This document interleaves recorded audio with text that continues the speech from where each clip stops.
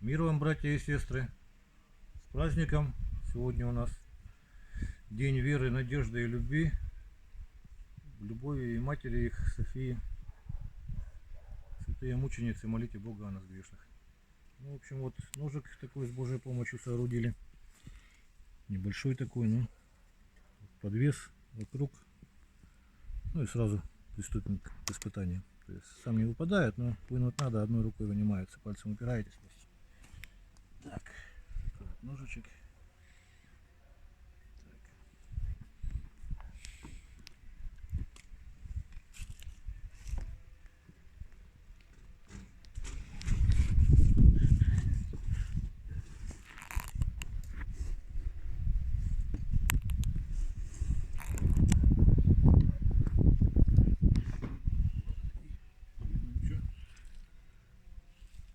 Нож не погнулся, не сломался.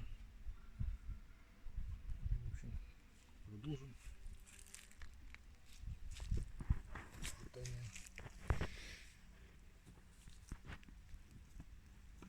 Опрометчиво положил. Влад, отойди, пожалуйста, не видно ничего. Вот, не место. Покажи, что всем весом.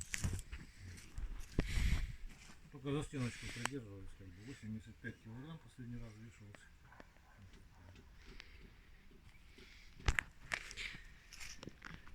Ножик ровный. Продолжим испытание. Вот рог лося.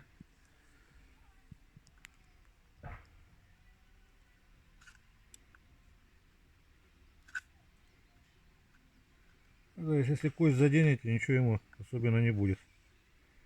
Специально, конечно, кости рубить им не рекомендуется, потому что угол заточки очень острый. Вот так примерно. Это у нас транспортерная лента.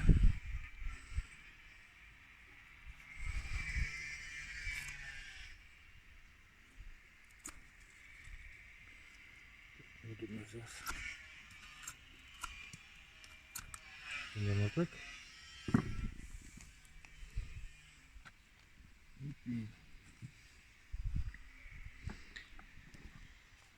Хвостик дежурный.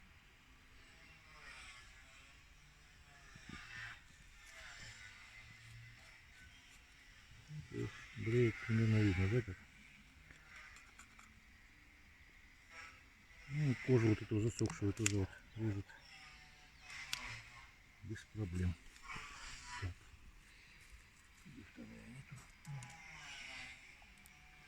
Вынесу, кушает с удовольствием. Такие вещи, деликатес для нее. Так, что нам осталось? Вот. По дереву еще покажем, как работает. Здесь видно, да, какие щепки откалывают, отрезают. То есть можно конкретно резаться, можно тоненькую стружечку снять. Чтобы заворачивалось вот так. Ну и без ветки.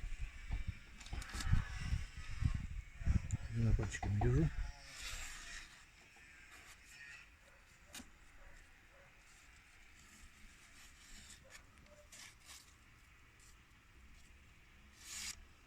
Примерно так. Баланс такой вот примерно. Ну, в общем, рукоять тут красивая. Вот просят люди, копию сделай. Копия не получится при всем желании. Дол рисунок будет по-любому другой. Рисунок дерева то же самое. Зонная закалка тоже вот эта вот линия, она не всегда разная, никогда одинаковая не получается. Вот. Ножны из можжевельника. В основном этим же ножом все сделано. Обтянуты кожа растительного дубления дубовой корой, бычий хвост или коровий. Подвес тоже вот кольцо цельное, без узлов, без ничего. Очень прочная конструкция получается, легкая и прочная. Вот, в общем, всего самого доброго. До свидания.